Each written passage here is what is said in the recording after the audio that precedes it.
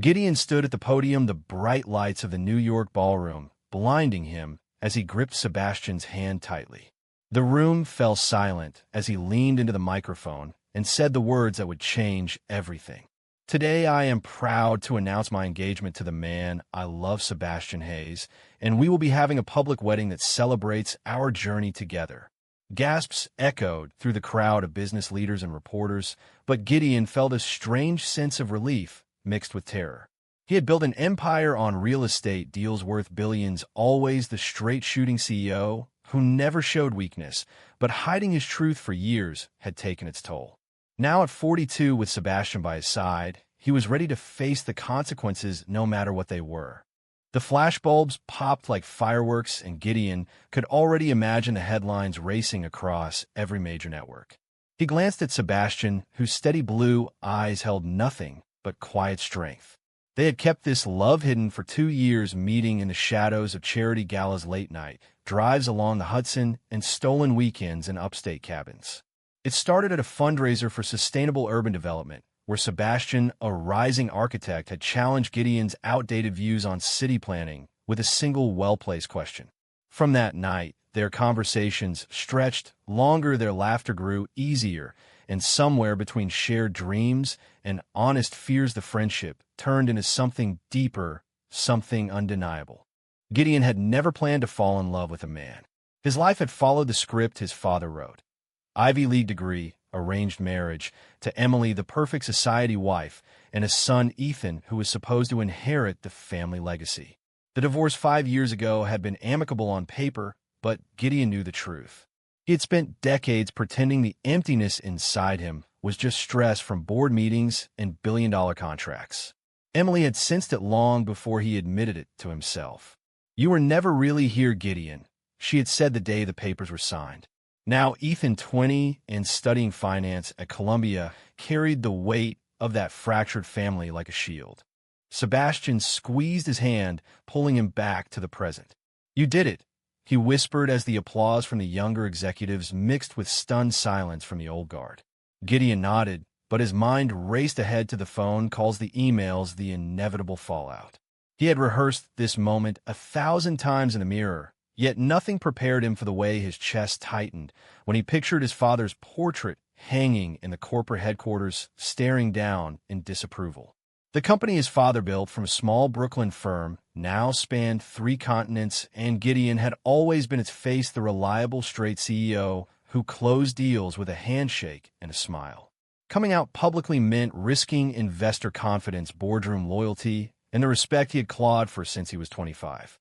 As the press conference wrapped, Gideon and Sebastian slipped into a waiting town car, the tinted windows offering a brief shield from the chaos outside.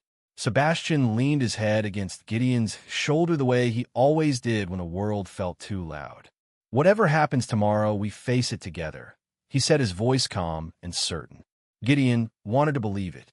He thought about the wedding they had been quietly planning in a private vineyard outside, Napa, the guest list carefully balanced between supportive friends and cautious family. The venue had been chosen for its open skies and rolling hills, a place where 2 men could stand under an arch of white roses without apology. But now that the announcement was public, every detail would be scrutinized, every choice dissected by strangers who had never walked in his shoes. Back at his penthouse overlooking Central Park, Gideon poured 2 glasses of scotch and stared at the city lights. Sebastian moved around the kitchen, reheating leftovers from their favorite Italian, placed the small domestic ritual grounding them both.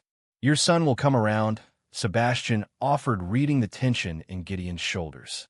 Gideon wanted to agree, but memories of Ethan's last visit flashed through his mind, the young man proudly showing off his internship offer at a conservative hedge fund, the same firm that had once courted Gideon for partnership. How do you tell your only child that the father he idolized had been living a lie? The question haunted him through dinner and into the quiet hours when sleep refused to come. The first notifications began at dawn. Positive coverage poured in from progressive outlets, calling the announcement a bold step for corporate America and a new chapter in LGBTQ visibility. One anchor on a morning show praised Gideon as the CEO who chose love over legacy, while social media exploded with supportive messages from strangers. Yet beneath the praise, Gideon felt the undercurrent of risk. His phone buzzed with a text from his CFO Marcus, his closest friend since college. "Call me. Now." The single word carried the weight of years of shared secrets and late-night strategy sessions. Gideon knew Marcus had always suspected something, but they had never spoken of it directly. The silence between them had been comfortable until today. By mid-morning, the board had scheduled an emergency meeting, and Gideon found himself explaining his personal life to men who had known him only as the unflappable dealmaker. Some nodded with forced smiles, others shifted uncomfortably in their leather chairs. This could affect investor confidence, one veteran director warned.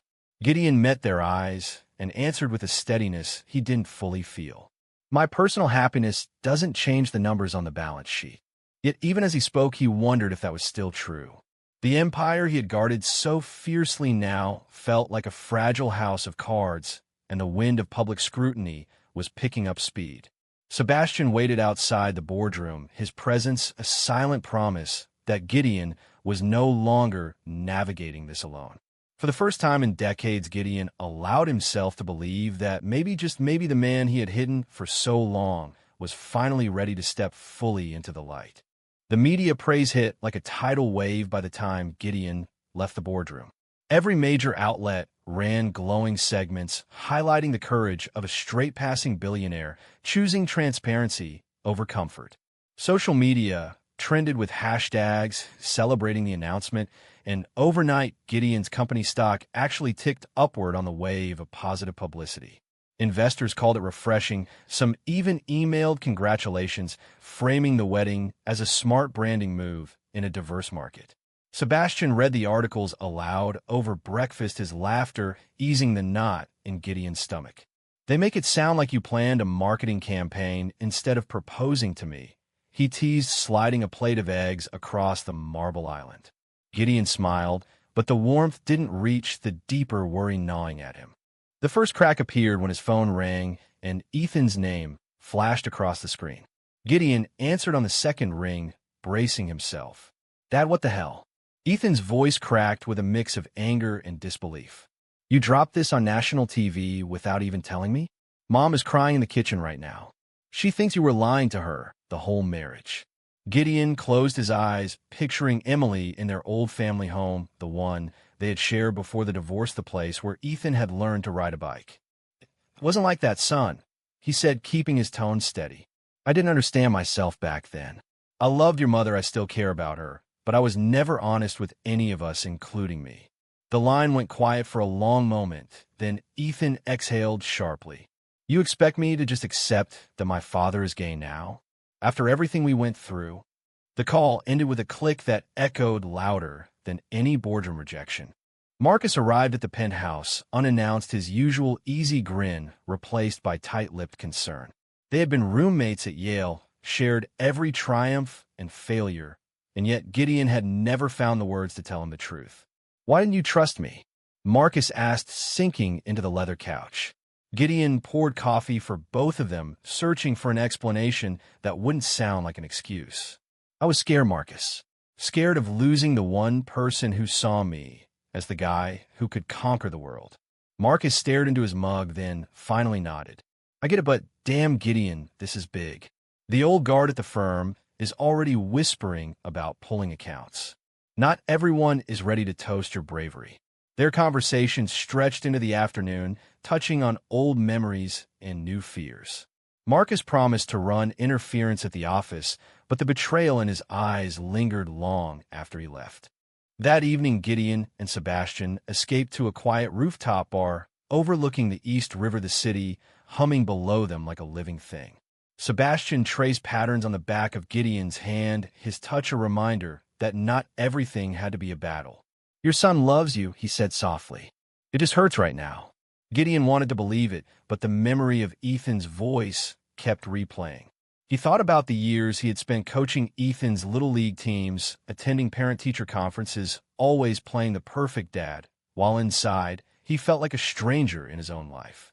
Coming out meant rewriting that story, and he wasn't sure Ethan was ready for the new chapter. The next few days blurred into a whirlwind of wedding planning that now carried public weight. Florists called for interviews, venue coordinators asked for security details, and a prominent magazine wanted exclusive rights to the ceremony. Sebastian thrived in the chaos, sketching table layouts and choosing color palettes with the same passion he brought to his architectural designs. Gideon watched him with quiet admiration, realizing how much he had missed by keeping their love hidden. Yet every positive headline came with a private cost. His sister called from Chicago, her voice laced with disappointment. Mom and Dad would be rolling in their graves, she said before hanging up. The family fortune his father had protected with iron rules now felt like a chain rather than a safety net. At the office, the atmosphere shifted subtly. Some employees offered quiet congratulations while others avoided eye contact in the elevator. Gideon held a strategy meeting where he laid out new sustainable housing projects, the kind Sebastian had inspired him to pursue. The numbers were solid, the vision clear, but one longtime partner leaned forward and asked the question everyone was thinking. Will this personal situation affect our European expansion? Gideon met his gaze without flinching. My personal life has never dictated business decisions, and it won't start now. The meeting ended on a tense note, but Gideon walked out feeling taller somehow, as if speaking his truth had straightened his spine after decades of slouching. That night back in the penthouse, Sebastian pulled out a bottle of champagne they had been saving. To us, he said, raising his glass. To the life we're choosing, no matter who approves. Gideon clinked his glass, and for the first time since the announcement, he allowed himself to imagine the wedding day without the shadow of fear. The vineyard in Napa, the string lights, the friends who had stuck by them. Yet even as he kissed Sebastian goodnight, the unanswered text from Ethan glowed on his phone screen, a silent accusation that refused to fade. The media might be praising his courage, but Gideon knew the real test was only beginning. Weeks turned into a frenzy of preparations that pulled Gideon deeper into the public eye. The vineyard outside Napa had been booked under a private company name, but once the media caught wind, security became a necessity. Sebastian flew out early to oversee the design elements, turning the rustic estate into a celebration of modern love, with clean lines and natural light that mirrored his architectural soul. Gideon joined him on weekends, stealing moments between conference calls and investor updates. They walked the rows of grapevines hand in hand, talking about everything and nothing the way only two people who had waited years for this freedom could. I never thought I'd get to stand here with you like this, Sebastian admitted one sunset watching the hills turn gold. Gideon pulled him close, breathing in the scent of earth and possibility. Back in New York, the family tension escalated. Emily requested a meeting at a neutral cafe in Midtown, her usual poise cracked by hurt she had buried for years. I always knew something was missing, she said, stirring her latte slowly. But to find out like this on television, Gideon, it felt like I was the last to know. He reached across the table, taking her hand the way he hadn't in a decade. You weren't the last, Emily. I was the last to know myself. They talked for hours, revisiting memories of Ethan's childhood, the good times and the silences. Emily agreed to attend the wedding for their son's sake, but the pain in her eyes lingered. Gideon left the cafe feeling raw yet lighter, as if another layer of pretense had been peeled away. Ethan remained silent, no replies to calls or texts. Gideon flew to Columbia one rainy afternoon, hoping a face-to-face conversation would bridge the gap. He waited outside the finance building, watching students hurry past, umbrellas blooming like flowers. When Ethan finally appeared, his jaw tightened at the sight of his father. You couldn't have told me privately, he demanded, leading Gideon to a quiet bench. Gideon explained the years of confusion, the fear of disappointing everyone the moment he realized Sebastian was the missing piece. Ethan listened, his eyes glistening. I feel like I don't even know who you are anymore. The words cut deeper than any boardroom loss. Gideon left campus with a heavy heart, promising to give his son space, while wondering if space was just another word for distance. At the office, Marcus proved his loyalty by quelling rumors and steering a major deal through despite whispers from conservative clients. You're still the same guy who closed the Hudson Tower project, he reminded Gideon during a late strategy session. Yet even Marcus had moments of doubt. Just don't let this change the company, he said one evening. Gideon assured him it wouldn't, but privately he questioned how much of his old self he was willing to leave behind. Sebastian's influence had already shifted priorities toward ethical development projects that aligned with their shared values. One evening over dinner, Sebastian shared sketches for a community center in Brooklyn, the kind of work that would never make headlines but would change lives. Gideon listened and for the first time committed company resources without calculating the immediate ROI. A small betrayal came from an unexpected source.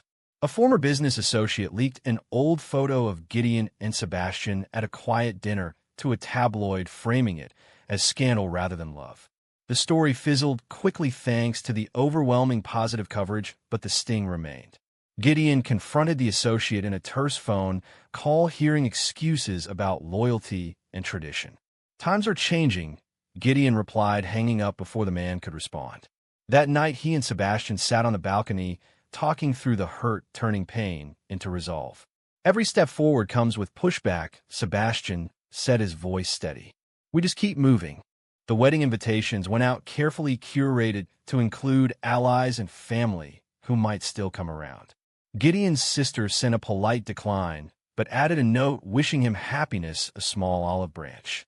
Friends from college and colleagues who had become true confidants confirmed with enthusiasm. Sebastian's family in California embraced the news with open arms, his mother already planning menu additions and his father offering to walk him down the aisle. The contrast highlighted how love could look so different across generations and backgrounds. Gideon envied that ease, but drew strength from it. As the date approached, Gideon found himself reflecting on the man he had been and the one he was becoming. The identity crisis that had haunted his 30s now felt like a necessary storm, clearing the way for clarity. He scheduled a final meeting with his legal team, ensuring the company remained protected no matter the personal fallout. Sebastian teased him gently about over-preparing, but understood the need for control and chaos. Their evenings together grew quieter, more intimate, filled with conversations about the future children they might adopt, causes they wanted to champion. Gideon realized that the public wedding wasn't just about coming out, it was about stepping into a life where love wasn't a secret, but a foundation. The night before their flight to Napa, Gideon stood at the penthouse window, watching the city lights blur. Sebastian wrapped his arms around him from behind, resting his chin on Gideon's shoulder. "Ready for the next chapter?" he asked. Gideon turned and kissed him softly. "With you? Always."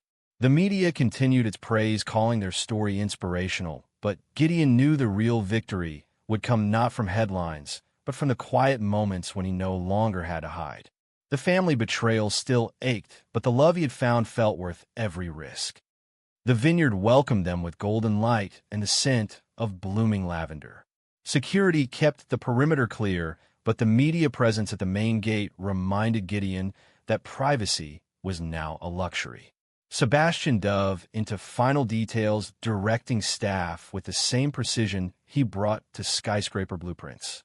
Gideon watched him with pride, realizing how far they had come from secret glances to this open celebration.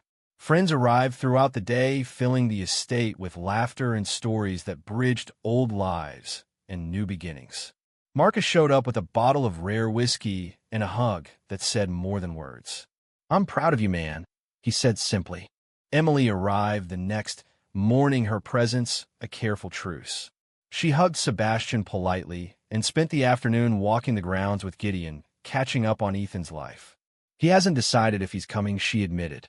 Gideon nodded, swallowing the disappointment.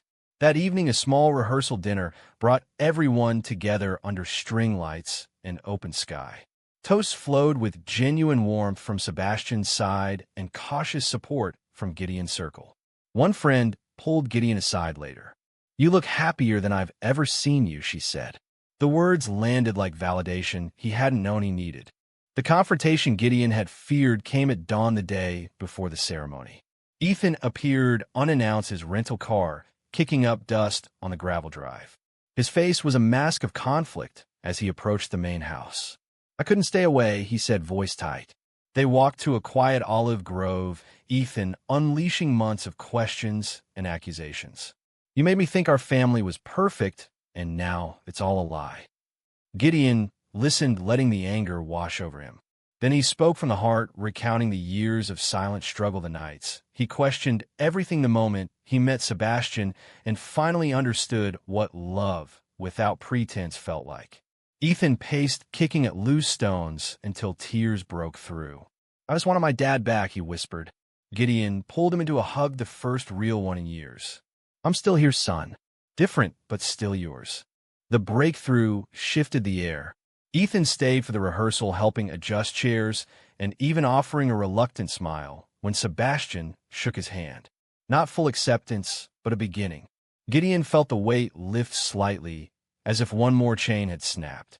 That night around a bonfire, friends shared stories of their own journeys, some gay, some straight, all united by the theme of choosing authenticity.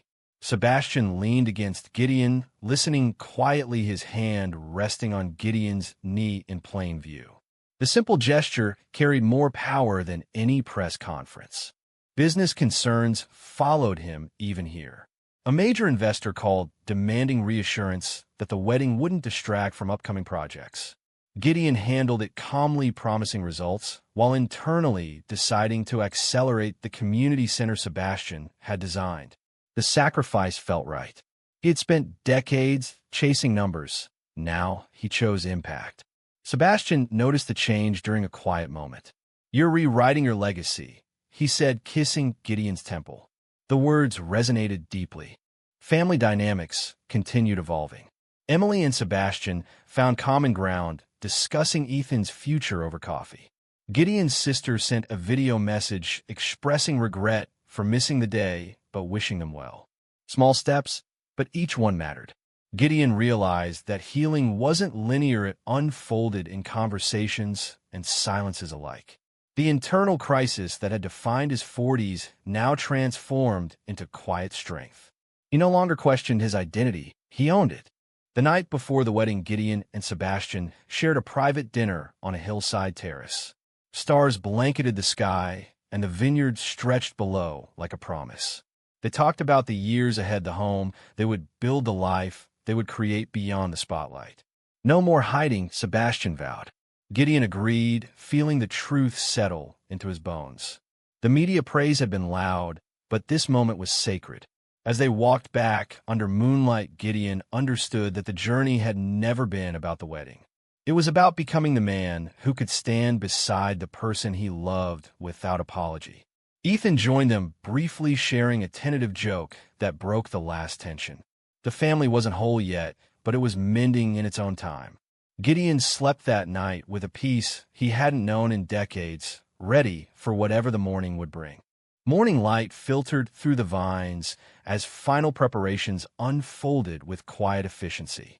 Gideon adjusted his tie in the mirror, the simple navy suit chosen for comfort rather than flash. Sebastian waited in the adjacent suite, their tradition of not seeing each other before the ceremony, holding strong despite the modern setting. Friends and family gathered in clusters, exchanging hugs and whispers of excitement. Marcus clapped Gideon on the back, offering last-minute encouragement. "You've got this. The whole world is watching, but more importantly, your people are here." The ceremony space transformed into a dream of white roses and soft greenery overlooking the valley. Guests took their seats as a string quartet played gentle melodies. Gideon stood at the front, heart steady for the first time in months. When Sebastian appeared walking with his father, the sight stole Gideon's breath. The man he loved moved with quiet confidence, eyes locked on his. Vows were exchanged under the arch, simple, honest, words about growth, forgiveness, and choosing each other every day. "I was lost until you showed me the way home," Gideon said, voice clear. Sebastian's response brought tears to many eyes. "You taught me that love is worth every risk." Rings slipped on fingers, and the kiss that followed tasted like freedom. The celebration stretched into the afternoon with toasts, laughter, and dancing under the California sun. Ethan stood beside his mother, raising a glass to new beginnings, his presence the greatest gift. Media crews captured respectful footage from a distance, their coverage overwhelmingly positive, framing the day as a milestone for visibility and acceptance. Gideon moved through the crowd, shaking hands, accepting congratulations, but his focus remained on Sebastian, the man who had walked every step beside him. They stole a moment alone, near the vineyard edge, watching the sunset paint the hills. "We did it," Sebastian murmured. Gideon kissed him deeply, feeling the years of hiding dissolve into memory. Yet even in joy, small shadows lingered. A distant relative sent a polite but cool message expressing discomfort with the public nature of the event. Gideon read it once, then deleted it, choosing peace over explanation. Business emails arrived with mixed reactions, some clients pulling back, others doubling down in support. He forwarded the positive ones to his team, trusting the numbers would eventually reflect the integrity of his choices. Sebastian noticed his distraction and pulled him onto the dance floor. "Tonight is ours," he said, spinning Gideon under the lights. The music and laughter drowned out the noise of the outside world. Later, around a private table, close friends shared stories of their own awakenings. One colleague admitted his own struggles with identity years earlier, inspired now by Gideon's courage. Marcus raised a glass to friendship that survived truth. Emily approached, offering a genuine hug. "You both look happy," she said, and the sincerity in her voice healed another old wound. Ethan joined the conversation, tentatively asking Sebastian about his work, the first real connection between them. Gideon watched the exchange with quiet gratitude, feeling the family ties strengthen in real time. As the evening deepened, Gideon reflected on the sacrifices that had led here. The lost deals, the strained relationships, the nights of doubt, all paled against the life he had gained. His identity crisis had evolved into purpose. He understood now that true strength wasn't hiding behind success, but standing openly in love. Sebastian sensed the shift and squeezed his hand. "You've grown so much," he whispered. The words carried the weight of their shared journey.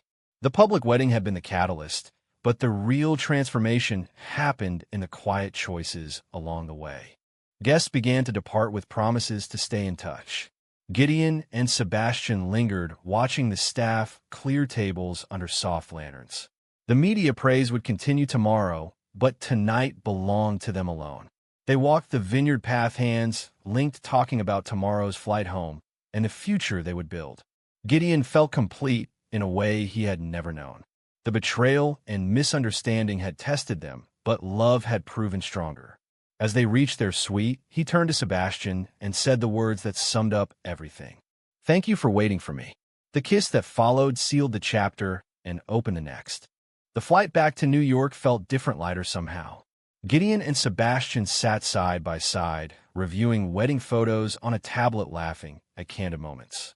News alerts continued to pour in, praising the event as a landmark for corporate America and LGBTQ visibility. Gideon scrolled through a few, then set the phone aside, choosing presence over publicity. Sebastian leaned against him, content in the quiet. "Home sounds good," he said. Gideon agreed, feeling the penthouse waiting like a fresh start rather than a hiding place. Back at the office, the atmosphere had shifted subtly. Employees offered genuine smiles, and the board meeting that followed focused on forward momentum rather than doubt. Gideon presented the community center project Sebastian had designed, watching approval replace hesitation. Marcus winked from across the table, the silent support speaking volumes. Deals moved forward with renewed energy, some clients even citing the wedding as inspiration for their own diversity initiatives.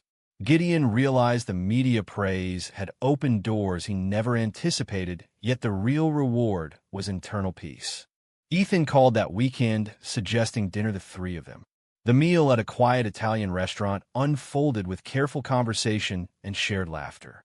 Ethan asked questions about the relationship, showing genuine curiosity. Gideon answered honestly, feeling the bridge between them strengthen.